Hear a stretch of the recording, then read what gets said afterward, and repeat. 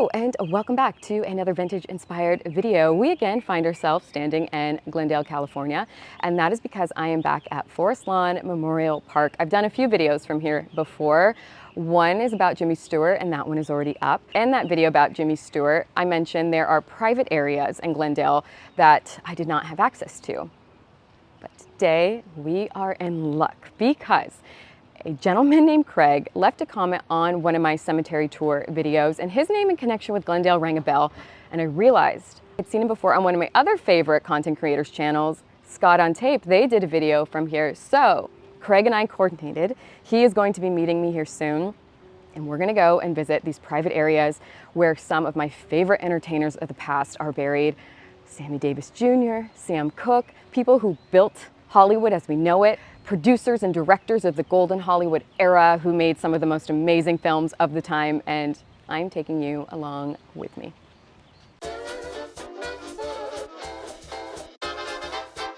Craig is now with us. He has so graciously offered his time and knowledge of Forrest Lawn, and he's going to lead us around to those private areas that I mentioned earlier. We're going to first go and look for director Michael Curtiz.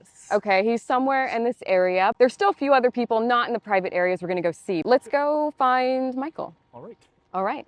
One of the last times when I was doing a Jimmy Stewart's grave, or I guess it was Edith Head, it had been more rainy, and so the ground was just very mush and swampy.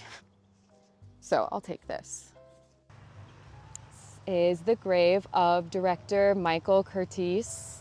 He was a very prominent director from the silent era through the golden age of Hollywood. My number one favorite film that he directed is, of course, Casablanca. But he also did White Christmas, which is another personal favorite. He did Mission to Moscow. There was some fallout that happened after that film because it was a pro-Russia propaganda film that was meant to endear the American populace to Russia since they were an ally during World War II. But there was some fallout after that because there was all of the communism, McCarthy trials. It left kind of a bad scent on a lot of the people who were involved in that film, even though it was commissioned, they say, by the president at the time. I digress. That's its own interesting history. And he also did Your Aunt's movie. So I was just mentioning that Michael Curtiz was the director of a film that Craig's great aunt was actually in, and what was her name?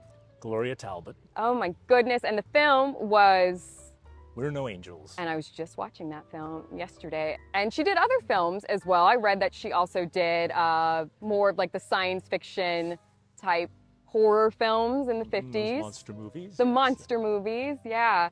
I'll put a photo up here so you guys can see what she looked like, but super cute. Watch We're No Angels. Also, Humphrey Bogart is in that. So since we're talking about Bogart with everything that we've gone through so far, there's another connection right there. Warner Brothers brought him out to Hollywood in 1926, and he helped make that studio one of the fastest growing of the time. And in addition to those films I already mentioned that he had directed, he also did King Creole with Elvis and Mildred Pierce. And we already said this one, but We're No Angels with Craig's great aunt, Gloria Talbot. Here we are at Walter James Westmore's final resting spot, also known as Wally Westmore. He was a makeup artist to all of the fabulous women and men of the golden age of Hollywood. He was the makeup director at Paramount Studios for 38 years. He did the makeup for Frederick March on Dr. Jekyll and Mr. Hyde, and it was seen as really revolutionary for the time because he had to make that transition between personalities without CGI and on camera. He also worked on a number of other films. I Married a Witch with Veronica Lake, also with Frederick March, as well as Holiday Inn, The Caddy, which is a film I haven't seen, with Donna Reed and Dean Martin, Double Indemnity, Sunset Boulevard, Rear Window, To Catch a Thief, Vertigo. I wanted to give credit to Craig for pointing out that we should visit Wally Westmore because I've heard the name, but I actually did not know how associated with Audrey Hepburn he is, which is my personal favorite. He did Roman Holiday, Funny Face, Sabrina, and Breakfast at Tiffany's. So thank you for pointing out that he was here. We're now inside the Freedom Mausoleum, and there's a few people in the same area I wanted to point out. This is Clara Bow, often called the It Girl. She was a silent film star who made the transition into talkies, even with a heavy Brooklyn accent. Her role in the 1927 silent film It made her a household name. She even had a cafe named It that she opened in the lobby of the Hollywood Plaza Hotel in 1937. She appeared in 46 silent films. 11 of those were talkies, and one of them was the first film to ever win an Academy Award for Best Picture. That was Wings. Her marker here says she was born in 1907, but according to the U.S. Census data, she was born in 1905.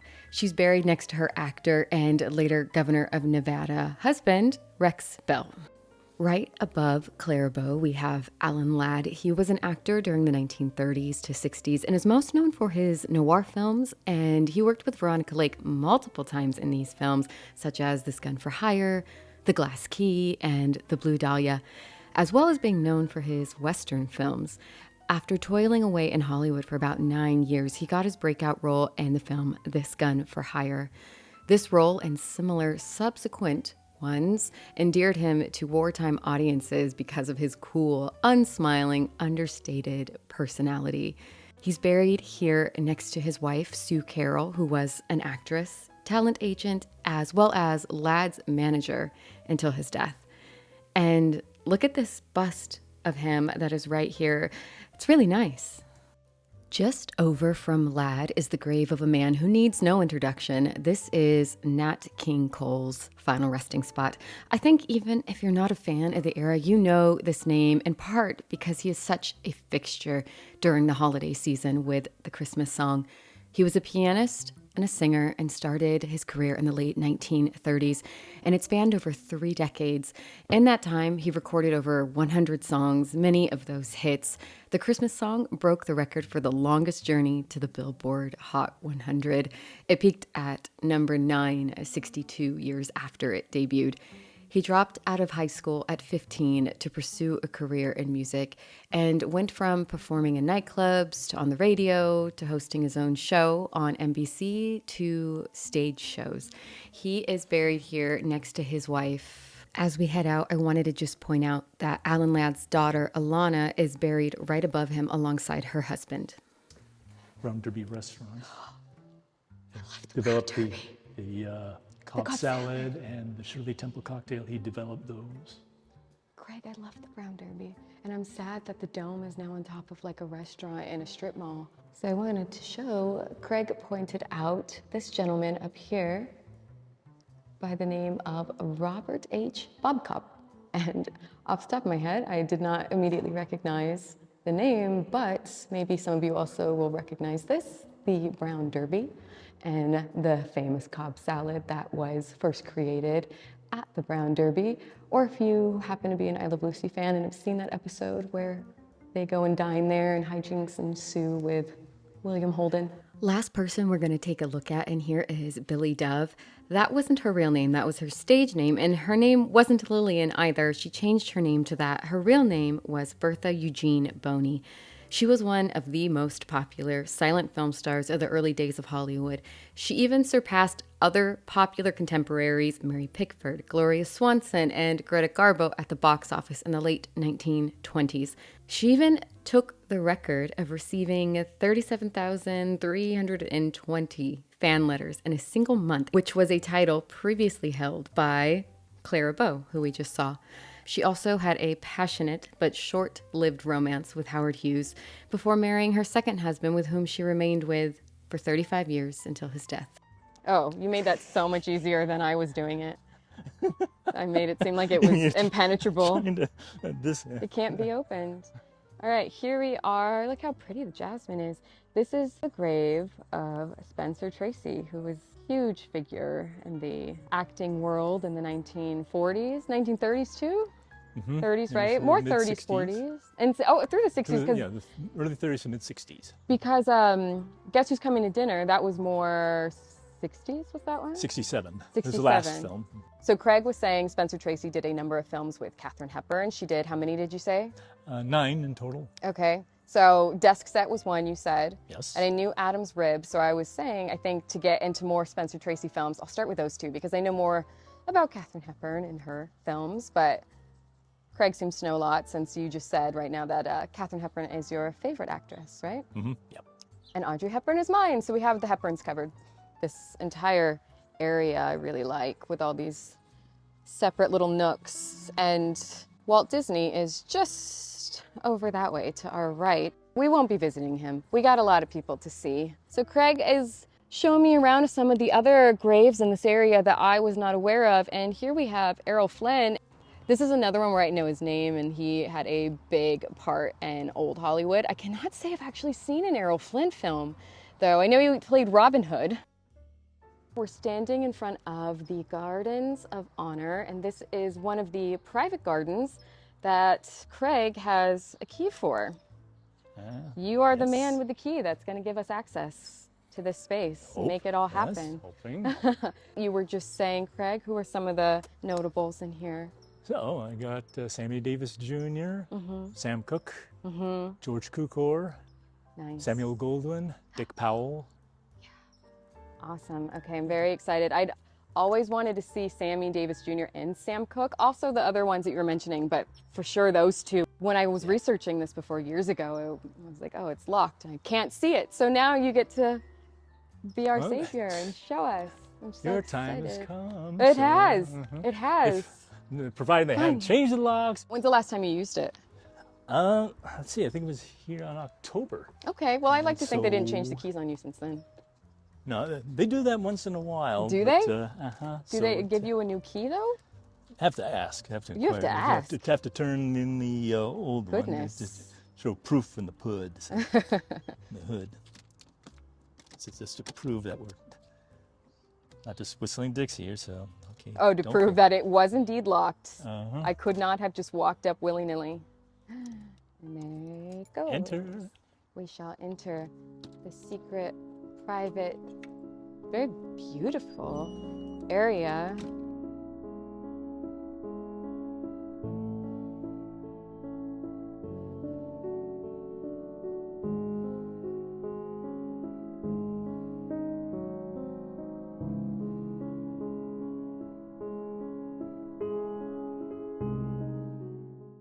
Here he is, Sammy Davis Jr., with the quote that says, "The entertainer, he did it all," which is very true. He sang, he danced, he acted, he did impersonations. December 8th, 1925 to May 16th, 1990, your loving wife, Altaviz, and father of Tracy, Mark Jeff Manny.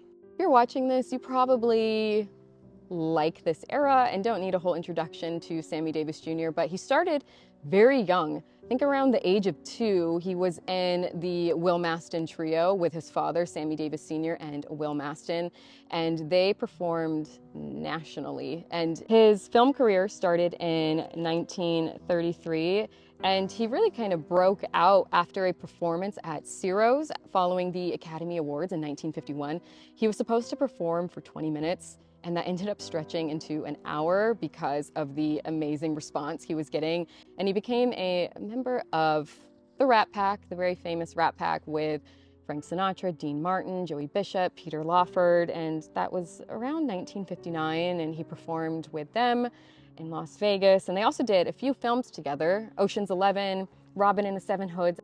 Unfortunately, Sammy Davis Jr. had to deal with a lot of racism that was prevalent in that era, things like coming in through the kitchen, not being able to stay in the hotel that he was performing at, not be able to drink or dine or gamble there, which is really terrible. And he eventually started to say no to these places that were still practicing racial segregation. Sometime around the late 1960s, his music career began to wane a little bit, but he had an unexpected hit in 1972 with The Candyman, so that's probably a song you're familiar with. And I personally really enjoy Something's Gotta Give. I love that song. And also the song he sings in Ocean's 11, EO 11. And he's also buried next to his father right there.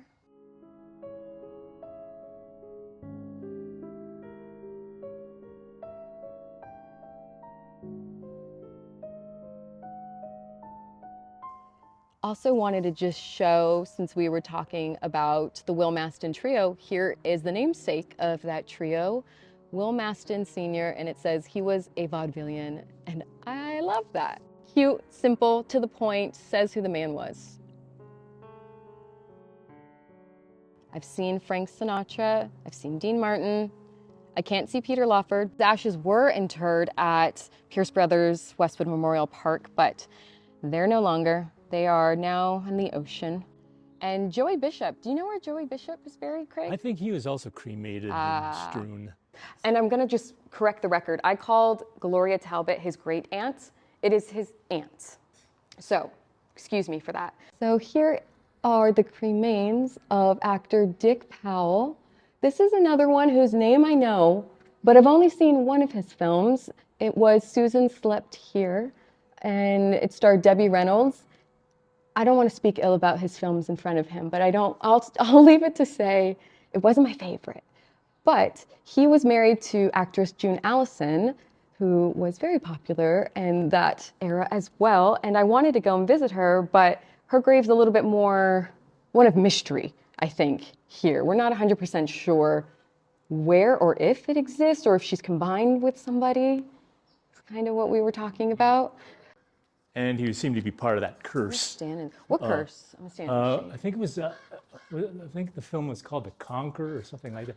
Had John Wayne, Susan Hayward. It was filmed out near the atomic test sites, and so many people succumbed to cancer after, including. I feel like I have heard of that story. I haven't looked too much into it, but what was the name of that film? I think it was The Conqueror.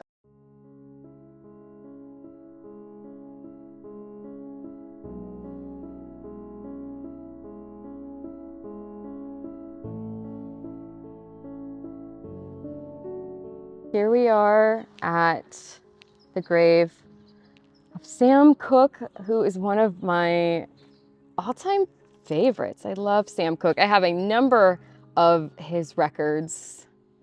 He was an amazing R&B and soul singer in the 1950s and 60s, and he wrote most of his songs as well as oversaw the arrangements of them. And some of my favorite songs be Bring It On Home to Me, Tenderness, You Send Me, Another Saturday Night, Cupid, A Change Is Gonna Come.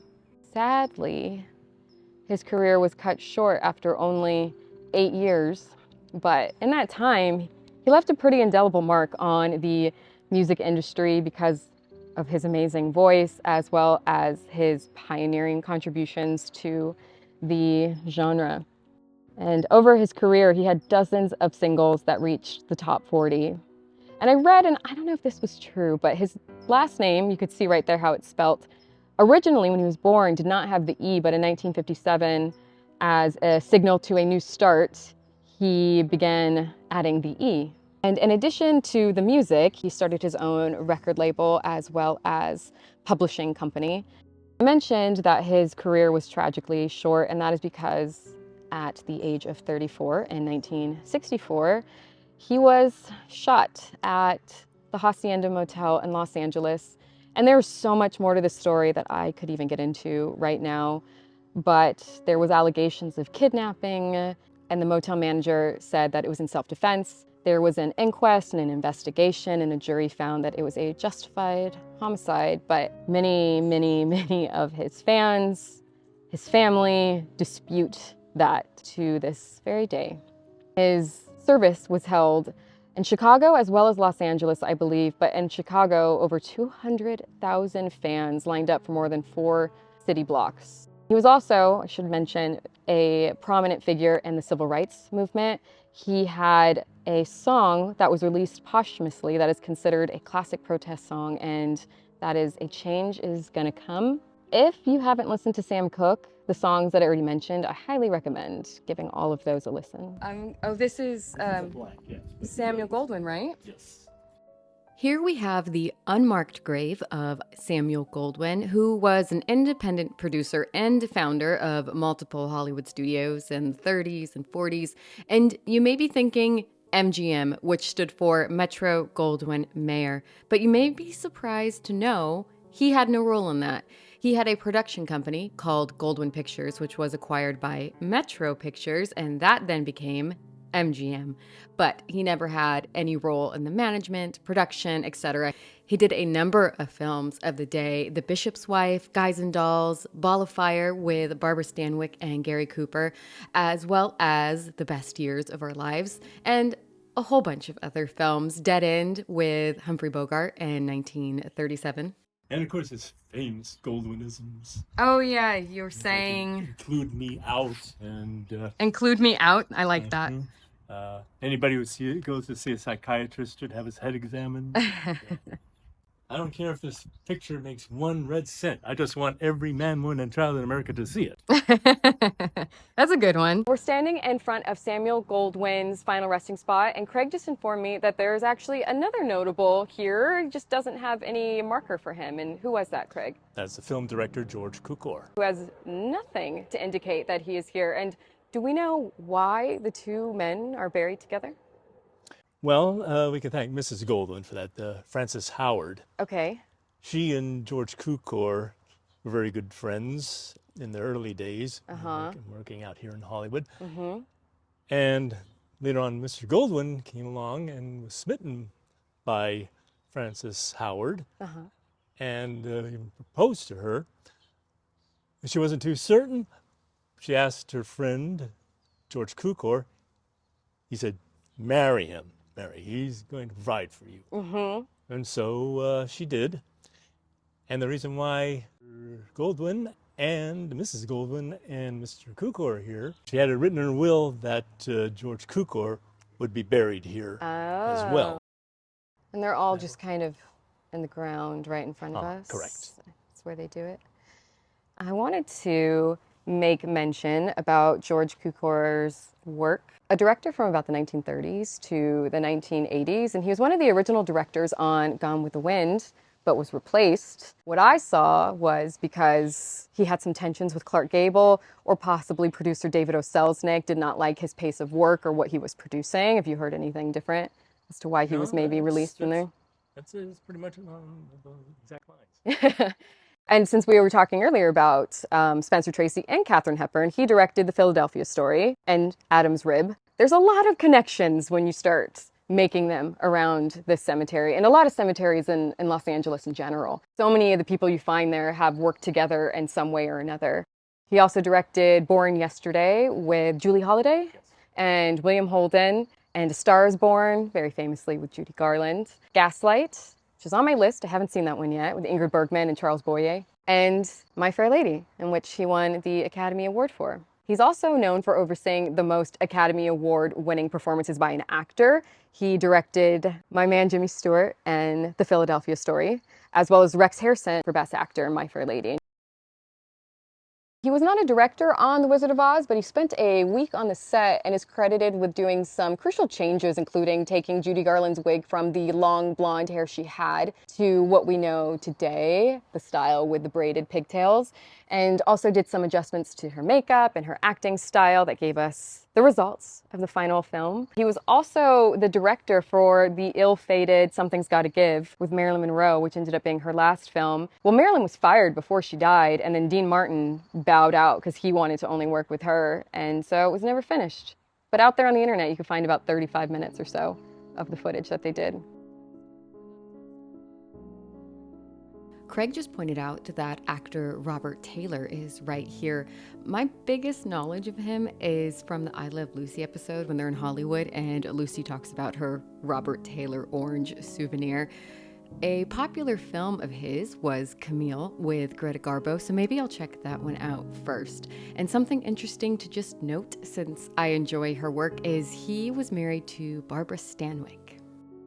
All right, I'm walking to the grave of director William Wyler. Craig has already found him. He's good at this searching and finding mission that we have. This is the grave of director and producer William Wyler. It says July 1st, 1902 to July 27th, 1981.